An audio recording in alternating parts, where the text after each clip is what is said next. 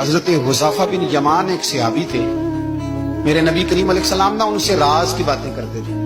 ہر بندے کا ہاضمہ ٹھیک نہیں ہوتا، سب سے راز کی بات نہیں کرنی چاہیے۔ حضرت حذیفہ بن یمان کہتے ہیں حضور راز کی باتیں بتاتے ہیں۔ مدینہ منورہ میں جو منافقین تھے ان کی لسٹ بھی نبی پاک نے حضرت حذیفہ بن یمان کو دی تھی۔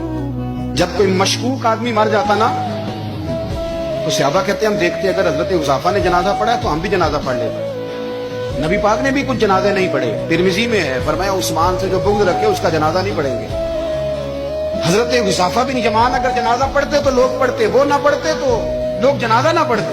حضرت حذیفہ بن یمان کہتے ہیں جناب عمر فاروق کی خلافت کے آخری ایام تھے، کچھ دنوں کے بعد وہ شہید ہو گئے۔ فرماتے آدھی رات کا وقت تھا، میں گھر میں سویا تھا بڑا بے فکر، اچانک میرے دروازے پہ دستک ہوئی، میں گھبرا کے اٹھا، اتنی رات کو کون آیا؟ کہتے ہیں قربان جاؤں، دروازے پہ گیا تو امیر المومنین فاروق اعظم دروازے پہ۔ میں نے کہا عمر کوئی حکم تھا تو مجھے بلا لیتے۔ کہنے لگے میں نا امیر بن کے نہیں آیا، تیرا ویر بن کے آیا ہوں۔ امیر المومنین کی حیثیت سے سرکاری کام سے بلاتا تو وہاں بلاتا، مجھے ایک ذاتی کام پڑ گیا۔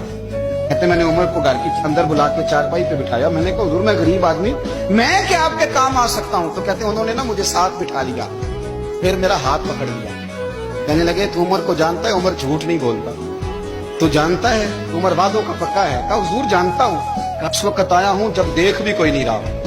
حضرت حذیفہ بن یمان کہتے ہیں پریشان ہو گیا، حضور پہلیاں نہ بجھوائے، مہربانی کر بتائیں کدھر آئے ہیں؟ حضرت عمر فاروق فرمانے لگے 62 سال کا ہو گیا ہوں، 63 میں چل رہا ہے، داڑھی سفید ہو گئی ہے، بل پک گیا، اٹھ فریدا ستیا، داڑھی آ گئی دور، اگا نیڑے آ گئی، پیچھا رہ گئی دور، اب قبر اشر کا معاملہ صاف نظر آنے لگا ہے۔ کہا حضور مجھ سے کیا چاہتے ہیں؟ حضرت عمر رو پڑے، کہنے لگے آج میں عشاء کے بعد نکلا ہوں تو نبی پاک کے صحابہ مجھے نیک کہہ رہے تھے، پھر میں نے بچوں کی ماں سے اور بچوں سے بھی پوچھا ہے، وہ بھی مجھ سے راضی ہیں۔